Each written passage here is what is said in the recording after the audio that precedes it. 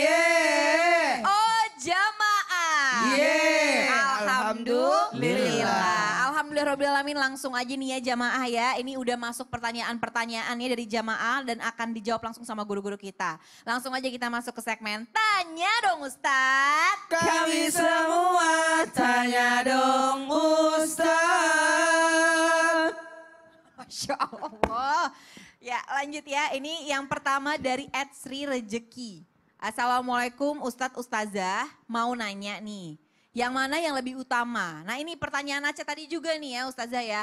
Bersedekah di masjid dulu atau bersedekah dengan anak yatim? Mana sih yang lebih utama Ustazah? Mohon izin silakan. Iya baik, bersedekah di masjid atau bersedekah dengan anak yatim. Yang namanya sedekah, yang namanya sedekah itu adalah memberikan sesuatu sesuai kebutuhannya.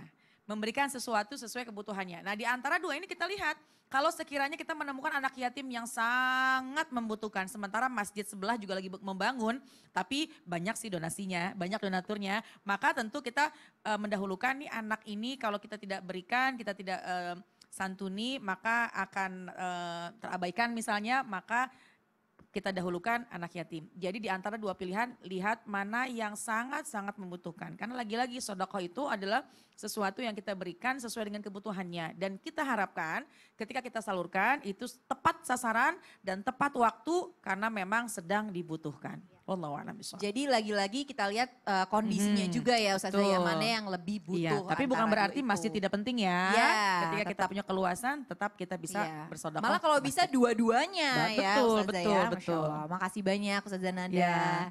Ya ini lanjut pertanyaan kedua dari @lailatul19. Assalamualaikum Ustadz, izin bertanya. Alhamdulillah saya punya harta berlebih. Nah saya bingung nih Ustadz, saya harus menunaikan haji orang tua dulu atau saya sendiri? Mana yang harus dilakukan? Nah bagus nih pertanyaannya, Masya Allah silakan Jadi Ustadz. manis tata ilai sabilah bagi orang yang mampu. Dalam kemampuan dari ini sebenarnya kan kewajibannya pada diri kita. Tapi kalau ada keinginan untuk menghajikan orang tua, saya sarankan ke orang tua dulu. Aku belum ngaji Sos, Ya. ke orang tua dulu. Kenapa? Orang tua punya batas. Batas usia. Takutnya nanti maaf umurnya tidak nyampe. Coba nih. Nyesal sudah orang-orang yang tidak mau memberangkatkan haji orang tuanya. Usia 65 sekarang tidak boleh lagi. Peraturan dari Saudi 65 tahun sudah tidak. Makanya ini kasihan cepatlah. Daftarin dia. Orang tua dulu lah naik daripada kita. Kalau kita kan masih muda. Nah, dan kecuali kalau orang tua sudah meninggal. Kita mau haji, kita dulu baru bisa mengajikan orang.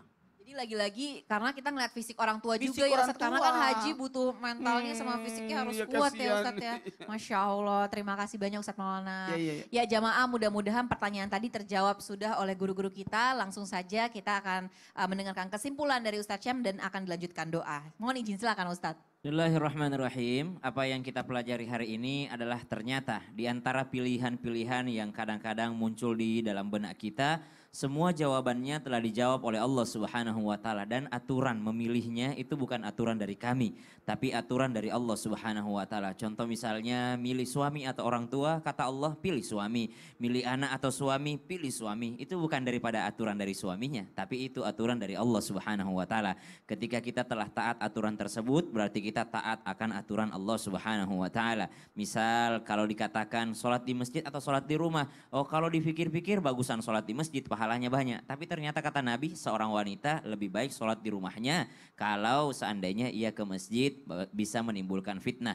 Maka ternyata pintu surga itu banyak. Maka wanita itu bisa masuk ke semua pintu tersebut dan all access terbuka bagi seorang wanita yang mana? Yang telah menjalankan sholat 5 waktunya, puasa Ramadannya, mengharap ridho suaminya dan menjaga kemuliaannya, maka silahkan masuk pintu surga dari pintu mana saja. Kenapa? Karena ternyata pilihan-pilihan tadi hanya opsional. Kita mau memilih masuk pintu surga yang mana nih? Namun ternyata pilihan bagi wanita sangatlah mudah. Cukup dia taat kepada Allah, taat kepada suami, maka dia boleh memilih masuk ke pintu surga mana saja. Dan ternyata pilihan-pilihan yang ada di dunia ini telah dijawab oleh para ulama kita. Termasuk diantaranya permasalahan-permasalahan fikih, maka itu bisa dijawab dengan jawaban-jawaban fikih daripada ulama kita.